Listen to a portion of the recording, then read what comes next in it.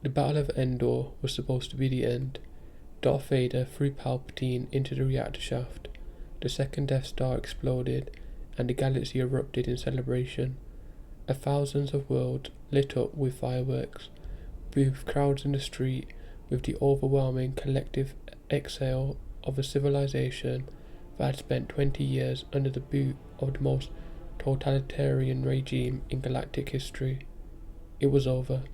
Except it wasn't, because weeks after the Battle of Endor, weeks after the galaxy started breathing again, red road messenger droids began appearing across the Empire, arriving at the office of pre-selected Imperial officers, delivering a message from a man presumed dead. And that message contained 2 words that would horrify every Imperial officer who received it. 2 words that revealed, once and for all, exactly what Palpatine thought of the Empire he had spent 30 years building and ruling. The Empire he had murdered tens of thousands of Jedi to create. The Empire he had governed a galaxy of trillions through.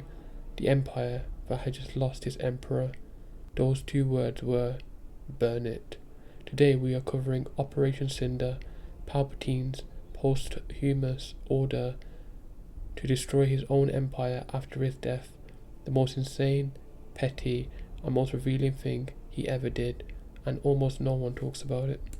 Operation Cinder was the code name for the orbital bombardment campaign devised by Galactic Emperor Darth Sidious, who sought to punish the Galactic Empire for failing to prevent his death. Let that sit for a moment. He was punishing his own empire for failing to protect him. In the event of the Emperor's death, a series of red road messenger droids were to go out to designated members of the Empire and deliver his final orders. Those orders? To burn away the ideal of resistance, rebellion, and defiance through attacks that would score planets across the galaxy, including Palpatine's own homeworld of Naboo. The mechanics of the operation were devastating. The logistics of Operation Cinder involved using climate disruption arrays to alter the weather around targeted planets in order to create a catastrophic storm that would wreak havoc on key inhabited worlds. These attacks were supplemented by the Imperial fleet participating in an orbital bombardment. Operation Cinder targeted planets such as Bernincon, Candovan, Commoner, Nacronus, Abinado, Vardos, and even Naboo. And here is the detail that makes Operation Cinder unlike anything else Palpatine ever ordered. The targets of Operation Cinder were planets that were enemies of the Empire, but also the most loyal. He was not targeting rebel worlds, he was not targeting his enemies, he was targeting everyone, friend and foe alike, his own loyal subjects, his own loyal planets, the worlds that had served him faithfully for 20 years. Vardos, a world known for its loyalty to the Empire, was one of the first targets, devastated by the same satellites designed to punish his enemies. This was not a military strategy. This was not a calculated campaign to weaken the New Republic. This was a dead man throwing a tantrum. To understand Operation Cinder, you have to understand the specific nature of Palpatine's psychology at its deepest level. We have established in previous videos that Palpatine was one of the most sophisticated and strategic minds in galactic history, every move calculated, every contingency planned. The man who turned democracy against itself, who manufactured a war to generate emergency powers, who built a clone army with its inhibitor chips years before anyone knew they were needed. But underneath all of that sophistication, underneath the patience and the philosophy and the long game, was something much simpler and darker. Emperor Sheev Palpatine believed that if he was ever to perish unexpectedly, then the Empire did not deserve to live beyond him. This is a sentence that tells you everything. Not, if I die, here is how to continue my work. Not, if I die, here is how to rebuild and restore order. Not, if I die, here are the values and structure that should survive me. If I die, the Empire does not deserve to survive. Palpatine was a man who always needed to come out on top. He needed to obliterate his enemies at any cost, even if that included destroying entire planets. and when he could not come out on top, when Vader threw him into the reactor shaft and the galaxy celebrated and the Empire began to fracture, his response was not acceptance, not the dignified recognition that empires outlast emperors, not even the cold pragmatism of planning for a succession. His response was, "If I cannot have it, no one can." His posthumous message to imperial officers stated, "If an empire cannot protect its emperor, then that empire must be deemed a failure. It collapses not only because its central figure is gone, but because it must not be allowed to remain." That quote, listen to it again. It must not be allowed to remain. He's not saying that the empire failed, he's saying that the empire must be destroyed for failing, but the appropriate punishment for an institution that could not prevent his death was its own annihilation, carried out by the very officers who served it. This is not the philosophy of a statesman, this is not even the philosophy of a Sith. Really, Sith philosophy is built around power and survival, and Operation Cinder served neither. This is the psychology of a man so consumed by the need for absolute control that the only alternative to having it was ensuring nobody else could have it either. In reality, Operation Cinder was one part of the contingency plan of a petty man who believed the Empire did not deserve to survive without him. Petty, that is the word. The most powerful being in the galaxy, architect of the most comprehensive political manipulation in galactic history, and at the end of all of it, what he left behind was something profoundly and nakedly petty. The officers who received Palpatine's orders through the Sentinel droids had a choice that most of them never consciously articulated: follow the orders of a dead emperor and destroy loyal imperial worlds, or refuse and become traitors to the institution they had dedicated their lives to. Most followed, because the Empire had spent 20 years building a culture of obedience so complete that the instinct to comply outlasted the man who had cultivated it. Admiral Garrick Thurzo received the orders and saw the idea behind the strikes as a calculated campaign of fear to reclaim control of the galaxy. He was rationalizing. Most of the officers who executed Operation Cinder were rationalizing, telling themselves there was a strategic purpose, that this was Palpatine's final genius playing out, that they did not understand it fully, but that was because they were not supposed to. The truth, which became clearer with every planet that burnt, was that there was no strategic genius. There was only the final command of a man who could not accept that something he had built might outlive him. Operation Cinder was also a wake-up call for many in the Imperial military. Many who had believed in the Empire's philosophy of order and law began to see the Empire's actions as killing without any strategic purpose.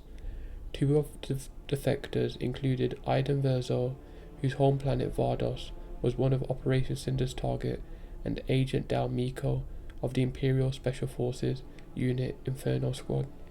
They would eventually defect to the New Republic and help defend Naboo against the Empire. This is the darkest irony of Operation Cinder. Palpatine decided to punish the Empire and burn away the galaxy's resistance, and what it actually did was accelerate the Empire's collapse by demonstrating more clearly than any Rebel Alliance propaganda could have that the Empire's loyalty to its own people was entirely conditional on their usefulness to one man, not their obedience, but only Emperor being alive. When that man was dead, the loyalty evaporated. The worlds that had served the Empire faithfully discovered they were targets. The officers who had followed every order discovered they were being asked to murder the people they had been told they were protecting. Palpatine was a man with a plan, and if he couldn't hold on to the galaxy, nobody was going to. That sentence is simultaneously accurate and damning. He could not hold on to it, and so nobody was going to.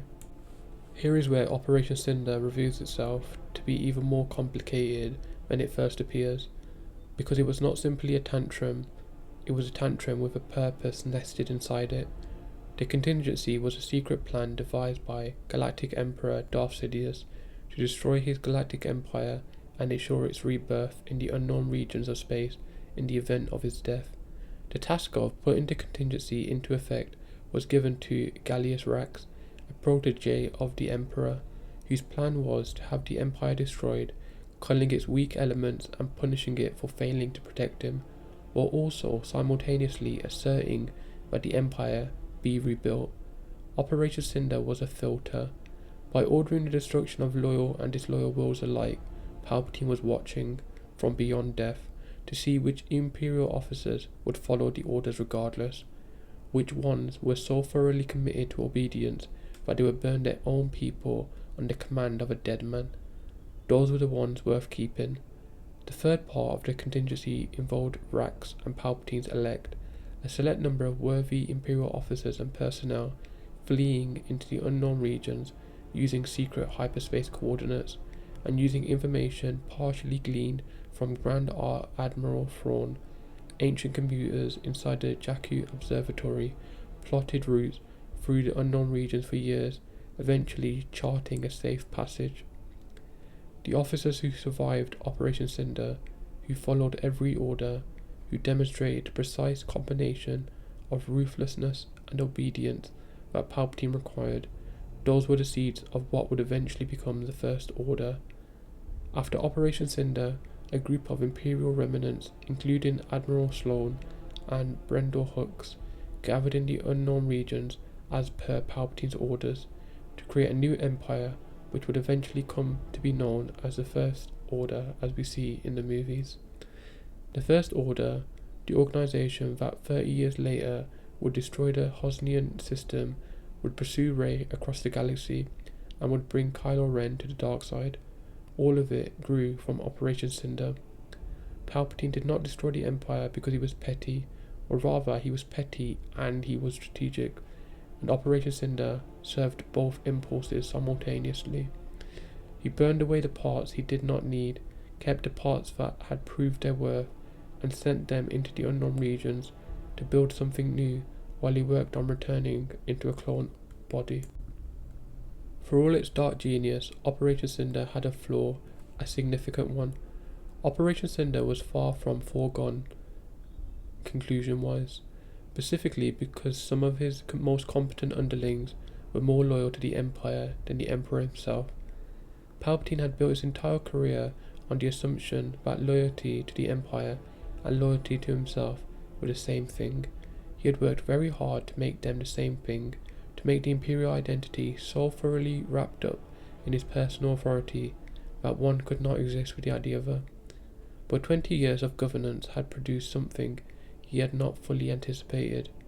Imperial officers who genuinely believed in the Empire, and not necessarily just the Emperor, not in the Sith, in the idea of the Empire, order, structure, hierarchy, and the suppression of chaos as a thing worth preserving for its own sake. The plan was undermined by Grand Admiral Rey Salone, who killed the Emperor's protege, Fleet Admiral Gallius Rax, during the Battle of Jakku. Sloane was not a rebel. She was not fighting against the Empire. She was fighting for a version of the Empire that Palpatine's plan was designed to destroy, an institution that existed independently of its founder. She killed Rax not to end the contingency, but because she believed the Empire deserved to survive on its own terms without the influence of the previous Emperor. She was wrong about many things, but on this specific point that the Empire was more than one man's instrument, she was more right than Palpatine ever intended her to be. For all his genius, Palpatine didn't foresee every eventuality. That sentence applied to Palpatine is almost shocking.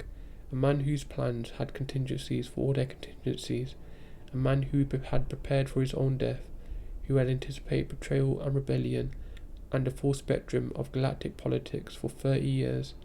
He did not anticipate people being more loyal to his creation rather than him. He had spent so long ensuring that all power flowed through him personally that he had forgotten or refused to acknowledge that institutions developed their own momentum, that the empire he built to serve him had in the process of being built become something that people believed in independently of him and not one in the same. And that belief, imperfect, misguided, built on a foundation of lies and terror, was still enough to partially derail the final plan of the most sophisticated Sith Lord who ever lived. Operation Cinder is the moment that reveals everything about who Palpatine really was underneath the planning and the patience and the extraordinary political genius. He was a man who had spent a century acquiring power, who had murdered his master, destroyed an order of 10,000 peacekeepers, enslaved a galaxy of trillions under his thumb, and returned from death itself rather than accepting that death was final and inevitable.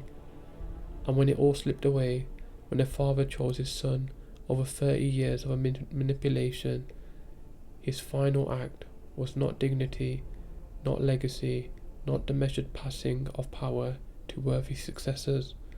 It was a dead man screaming into the dark that if he could not have it, nobody could. Palpatine's greatest weapon was terror. He revelled in the knowledge of planet's fear, that he could and would destroy all of this beauty the moment it suited him. Operation Cinder was the last time that terror was deployed, and it was deployed against his own people. That is the final verdict on the Emperor of the Galaxy. Not that he was defeated, but that in defeat he showed you exactly what he'd always been.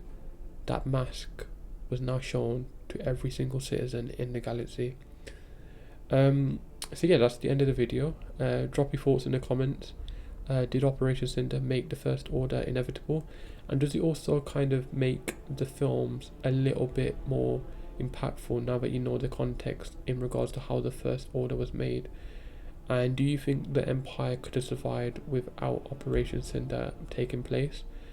If you guys have any ideas, please let me know for lore videos. And if you enjoyed the video, if you mind dropping a like and a subscription, it is forever appreciated. And until then, may the force be with you always.